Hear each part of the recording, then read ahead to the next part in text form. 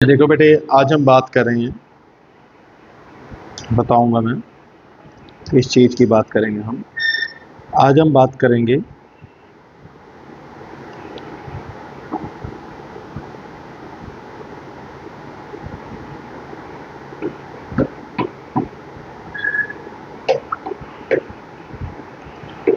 Buy back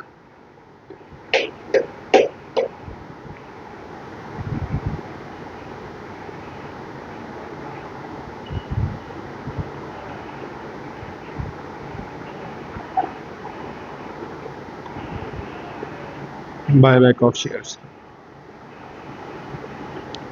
buyback of shares क्या होते हैं? कहना when a company by its own share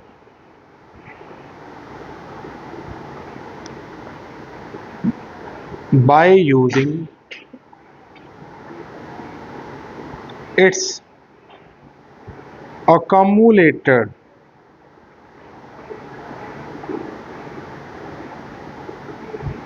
profits. It is called buyback of shares. So जब एक company expand कर जाती है, बड़ी हो जाती है, तो उसे अब लोगों के पैसे की ज़रूरत नहीं महसूस होती। तो वो जो लोगों के द्वारा दिया गया उसे पैसा था, उसे वापस कर देती है। ठीक है, उसे वापस कर दिया जाता है और अपने जो शेयर्स उन लोगों को दिए गए थे पहले, वो उनसे वापस ले लिया जाता है। बायबैक ऑफ शेयर्स हम यूज़ करते हैं वर्ड्स इक्विटी शेयर्स के। जब कंपनी अपने इक्विटी शेयर्स को अपने शेयर होल्डर्स से वापस लेती है।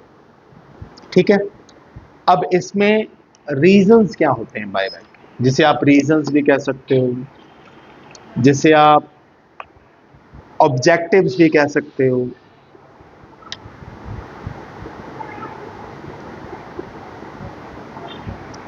Reasons of buyback.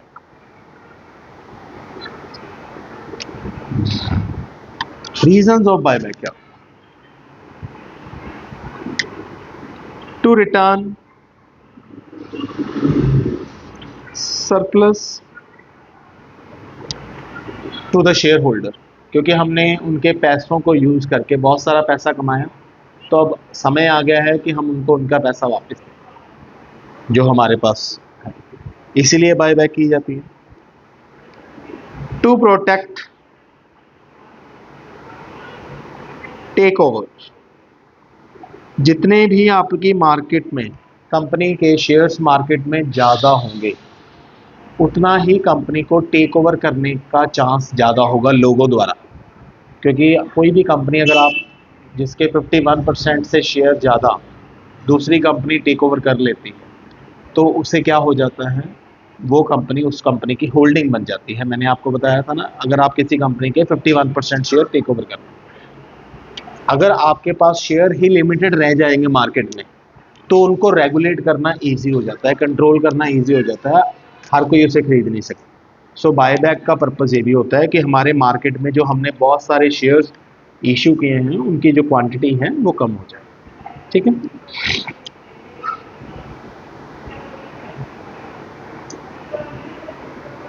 To return surplus to the cash holder, ये मैंने बता दिया। To shrink the equity base, main purpose इसका क्या होता है?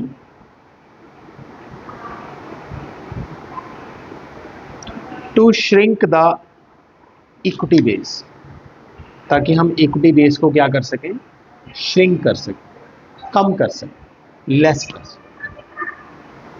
ठीक है, इक्विटी शेयर को मार्केट में, क्योंकि बायबैक से क्या होगा, हम अपने शेयर्स वापस ले लेंगे, उन्हें हम कैंसिल कर देंगे। पर्पस बायबैक का कैंसिल ही होता है, उसकी उसकी लिमिट होती है। I will explain it to you. Kindly shut the door please if anyone can. To support the share price,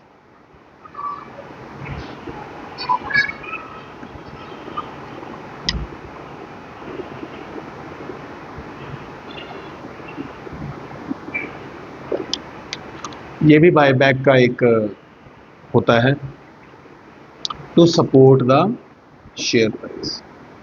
ठीक है,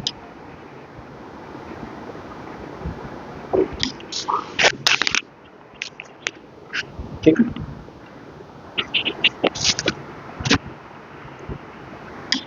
क्योंकि जब आपके मार्केट में शेयर्स कम हो जाते हैं या जब कोई भी कंपनी बायबैक करती है ना, तो उसकी एक अच्छी रेप हो जाती है मार्केट में कि कंपनी का पास बहुत पैसा है, तो इससे आपकी मार्केट की वैल्यू, शेयर की मार्केट वैल्यू अप होती है। ठीक है, to maintain the capital structure.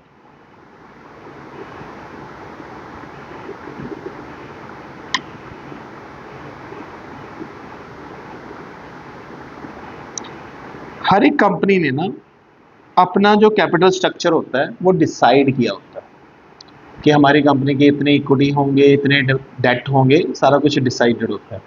तो इसके थ्रू, बायबैक के थ्रू, हम उस कैपिटल स्ट्रक्चर को, कैपिटल स्ट्रक्चर क्या होता है कि कंपनी इक्विटी कितनी यूज कर रही है, प्रेफरेंस शेयर कितने यूज कर रही है, डिबेंचर्स कितने यूज कर रही है, अलग अलग सोर्सेज कितने यूज कर रहे हैं। तो इससे हम जो हमारा आइडल कैपिटल स्ट्रक्चर है वो मेंटेन कर सकते हैं।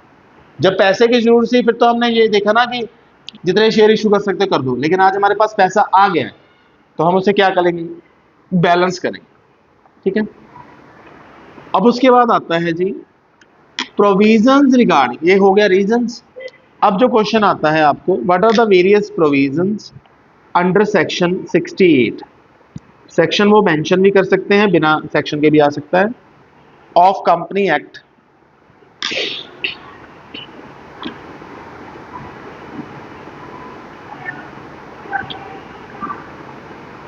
2013। ठीक है ना,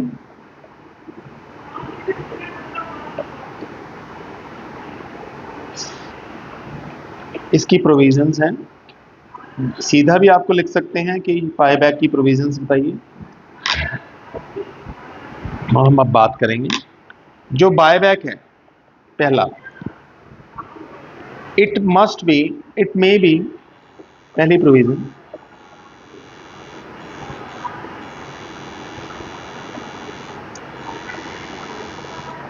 out of free reserve,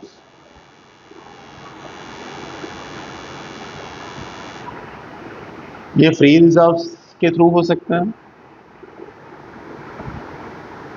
it can be from security,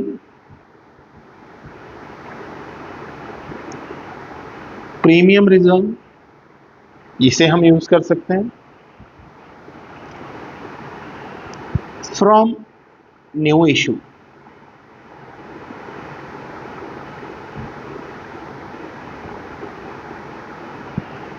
buyback करने के लिए आप प्रेफरेंस भी इशू कर सकते हो पैसा निकाल लाने के लिए, प्लस डिवेंचर भी इशूज। सो जो बायबैक है उसके लिए जो पैसा चाहिए हमें, क्योंकि हमने लोगों के पैसे वापस करने हैं, वो पैसा आप फ्री रिजर्व्स में भी यूज कर सकते हो, वो पैसा आप सिक्योरिटी प्रीमियम में भी यूज कर सकते हो, वो पैसा आप न्यू इशू से भी कर सकते हो, जो आप इक्विटी या प्रेफरेंस कर सकते हो। ठीक है, ठीक है। दूसरी, ये हो गया पहली प्रोविजन कि आउट ऑफ, कि बायबैक हम किससे कर सकते हैं। दूसरी प्रोविजन होती है can not be done by issuing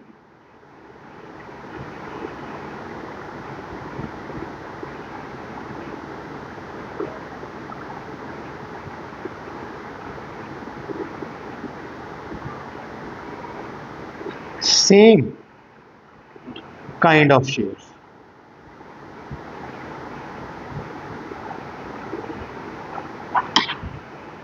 ठीक है ना, ये पहला पॉइंट है, ये आपका दूसरा। मतलब इक्विटी को बायबैक करने के लिए आप इक्विटी इशू नहीं कर सकते। ठीक है, उसके बाद, थैंक यू, उसके बाद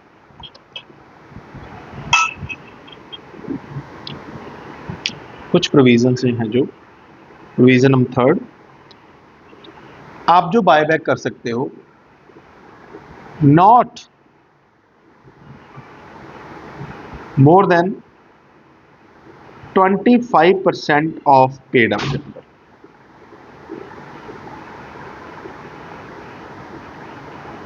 इससे ज़्यादा आप बायबैक नहीं कर सकते। अगर आपकी 1 लाख की कैपिटल है तो मैक्सिमम आप 25,000 ही बायबैक कर सकते हैं। उसके बाद बायबैक करने के बाद आफ्टर बायबैक जो आपकी डेट इक्विटी रेशियो है दैट शुड बी 2:1। ये भी रूल है कि आपके डिबेंचर आपकी रहती हुई इक्विटी से क्या होने चाहिए, डबल होने चाहिए। ठीक है।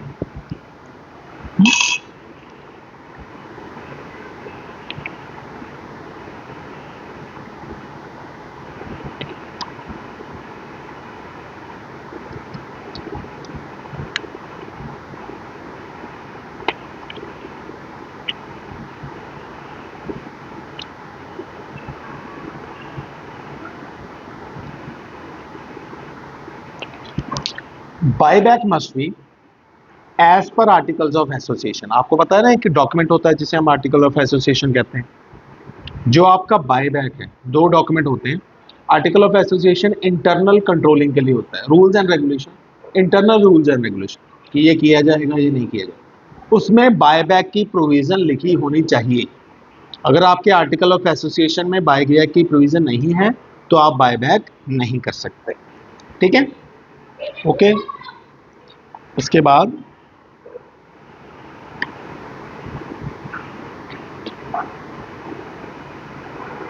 Sixth point, it must be as per the SEBI guidelines.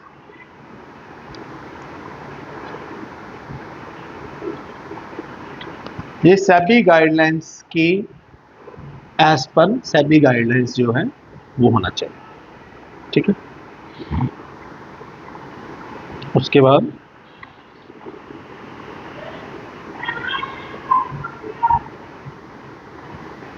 जो बायबैक का प्रोसीजर है, whole process as per SEBI must be completed within 1 year. 1 साल के अंदर अंदर ये क्या हो जाना चाहिए, कंप्लीट हो जाना चाहिए। ठीक है ना।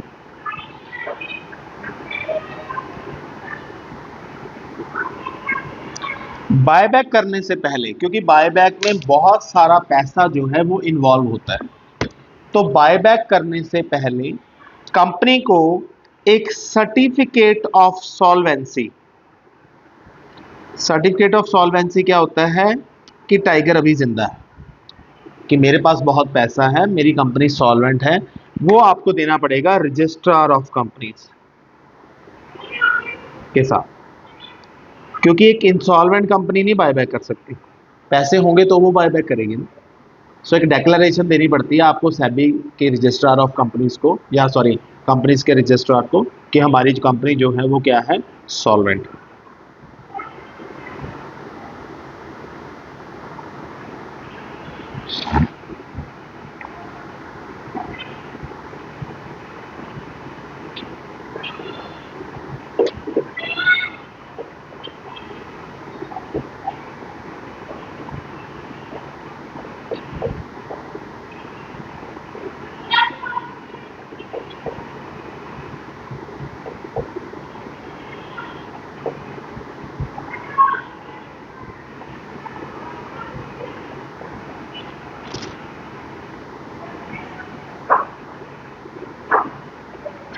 बायबैक जो है, बायबैक ऑफ शेयर्स,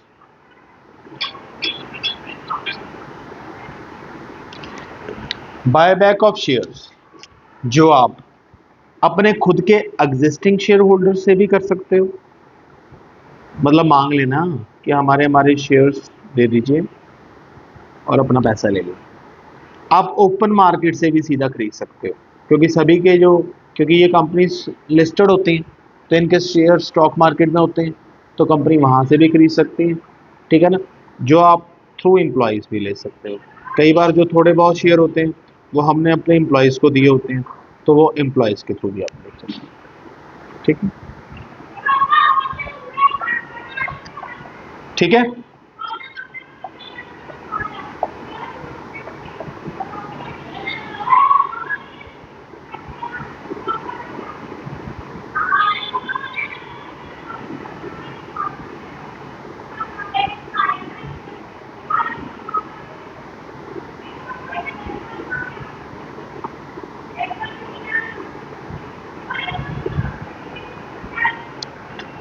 उसके बाद एक स्पेशल रेजोल्यूशन पास किया जाएगा जनरल बोर्ड मीटिंग में,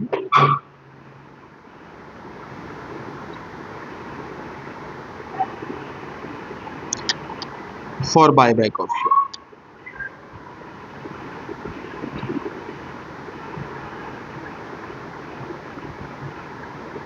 आर्टिकल ऑफ एसोसिएशन में अगर लिखा हुआ है उसके बाद ही, ठीक है। एक स्पेशल रेजोल्यूशन मतलब एक मता पास किया जाएगा। उसके अलावा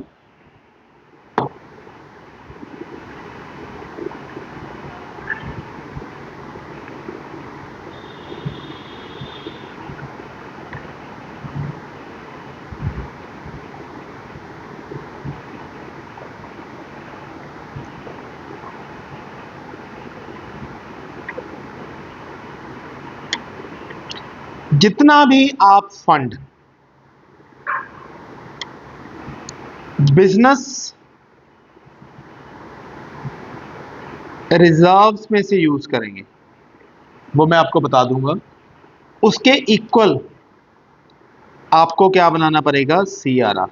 CRR means capital redemption reserve. आप कौन कौन से फंड यूज कर सकते हो, वो हैं सरप्लस, जर्नल रिजर्व, प्रीमियम और रिडम्पशन के लिए सिक्योरिटी प्रीमियम या share premium, free reserve,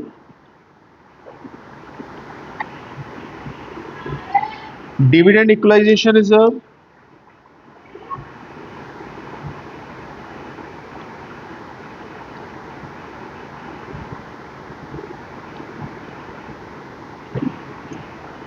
capital redemption reserve, नहीं sorry,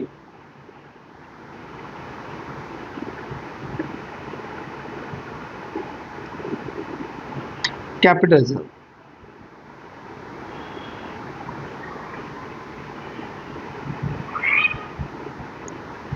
on sale of fix asset, जो फिक्स एसेट बेच के आया है, कैपिटल फिक्स एसेट या इन्वेस्टमेंट, ये सारे जो रिजर्व्स हैं वो हम यूज कर सकते हैं।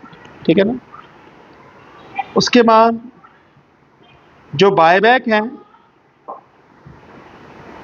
Buyback can not be made, और a company can not buy back its shares, can not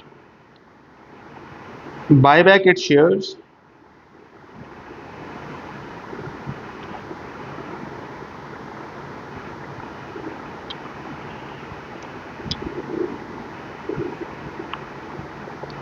through its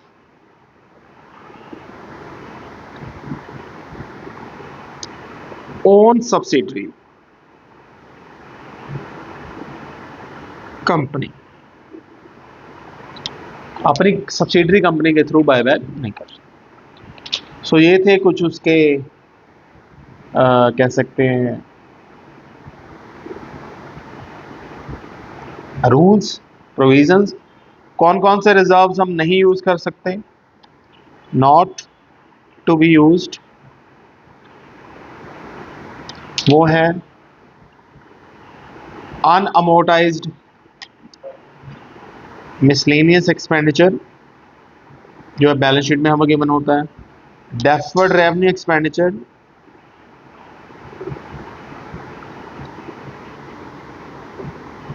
contingent liability,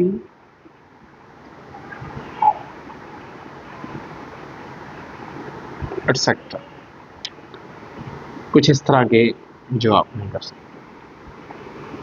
ठीक है, क्लियर।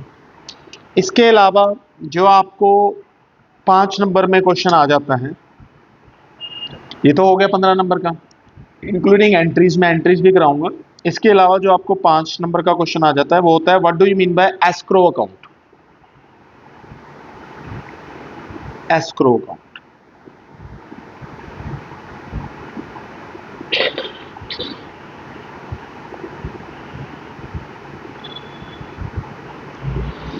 एस्क्रो अकाउंट क्या होता है? इट इज ए कॉन्ट्रैक्ट और bond with a third person to whom it is to be delivered to the grantee on the fulfillment of some condition. Escrow in ordinary language means a contract or bond with a third person by whom it is delivered to grantee on the fulfillment of some condition under the scheme of buyback of share. The company, in order to perform its obligation, it is required to open an escrow account. कहने का मतलब ये है कि कल को company आपसे share लेके आपको पैसे ना दे तो आप क्या करोगे?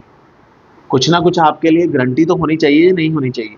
तो एस्क्रो अकाउंट वही अकाउंट होता है जो एक अंडरटेकिंग देता है, एक बॉन्ड होता है विद अ थर्ड पर्सन, मतलब बैंक के साथ। जैसे आपने मेरे पैसे वापस करने हैं तो बैंक मेरे बिहाफ पे श्योरिटी देगा कि कोई बात नहीं, इनको इनके शेयर दे दीजिए, I will pay you the amount, guarantee type. समझ गए ना मेरी बात? So it is a bond between the company and the third person, that is bank, कि if you will provide the shares that has been already issued by the company concerned, it will give back to you your money. The company will not do it, the bank will do it on its behalf.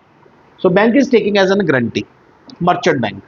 So escrow account is basically an account that a company has to open, जेड़ा उन्होंने खोलना पड़ता, जो उनको खोलना पड़ता है with the bank, merchant bank.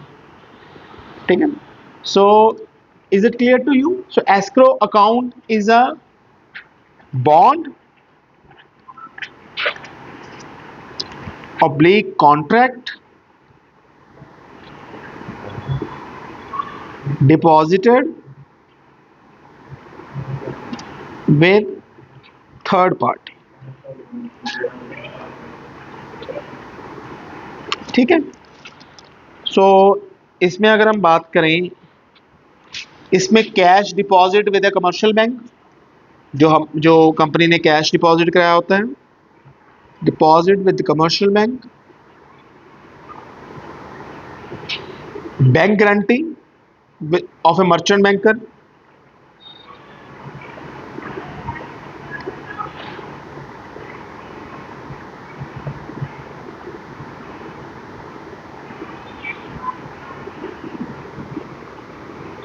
Deposit of acceptable securities जो करवाई होती।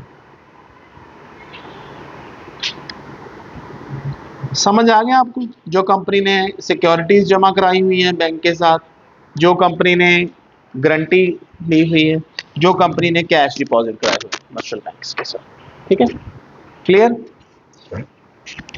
और उसके बाद हम बात करते हैं एडवांटेज डिसएडवांटेज, आप खुद से पढ़ लीजिएगा। ठीक है, उसके बाद हम इसकी एंट्री की बात करते हैं। ठीक है, कि हमने बाय बैक कैसे करनी। इसकी ऑलमोस्ट 6 एंट्रीज हैं जिससे हमने करना है pass out.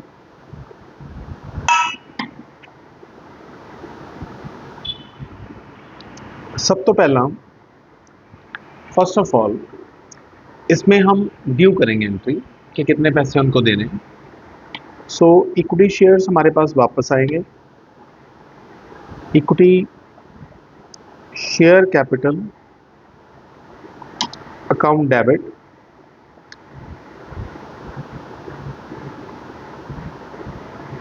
Premium on redemption account debit to equity share holder. जैसे 1 लाख के शेयर हमारे पास वापस आ रहे हैं, 20,000 हमको उनको एक्स्ट्रा दे रहे हैं, इक्विटी शेयर होल्डर्स को हमने 1,20,000 रुपये देने, तो टोटल हमें 1,20,000 चाहिए। ठीक है, उसके लिए पहले हमने इन्वेस्टमेंट सेल की बैंक पॉइंट ऑफ व्यू से। 90,000 की इन्वेस्टमेंट थी, हमने 1 लाख की सेल करी। सो हमारा जो फ़ायदा हुआ है उसे हमने कैपिटल रिजर्व में ट्रांसफ़र कर दिया। ये कैपिटल रिजर्व है जो आप बायबैक के लिए यूज़ कर सकते हो।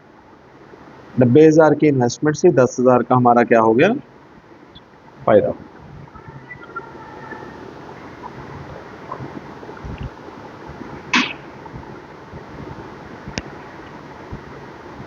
हमने इशू किए प्रेफरेंस शेयर, कर सकते हैं ना पैसा मंगवाने के लिए। Bank account debit to preference share capital to security premium 50,000, 5,000, 55,000 premium पे इशू किया।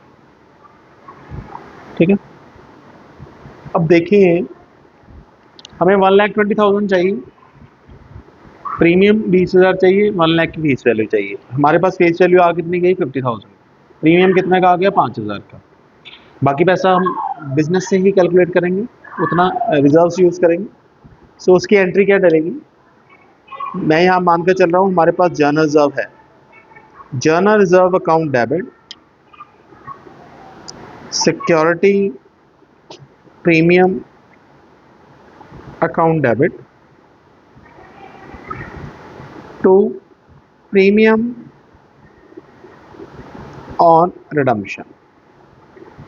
अब मेरे पास सिक्योरिटी प्रीमियम जो आया है वो 5,000 का आया है, मैंने वो यूज़ कर लिया। पर मुझे चाहिए कितना, 20,000 का देने के लिए चाहिए, तो 15,000 मैंने किसने निकाल लिया, जर्नल रिजर्व से निकाल। ठीक है, अगर मेरे पास सिक्योरिटी प्रीमियम पूरा होता बैलेंस शीट में भी तो वह मैं पूरा यूज़ कर। उसके बाद ये मेरा हो गया कंप्लीट, है ना। अब बात रहेगी इसकी, 1 लाख में से 50,000 की फेस वैल्यू तो मेरे को आई गई, तो 50,000 की मेरे को बिजनेस से रिजर्व निकालने पड़ेंगे। सो वो मैं अब if I have surplus, if I have journal reserve, मैं दोनों में से कोई भी यूज़ कर सकता हूँ। मैंने सरप्लस यूज़ किया to CRR capital redemption reserve, कितने का, 50,000।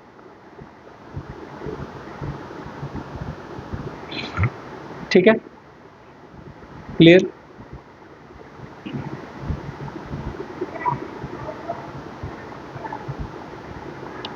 उसके बाद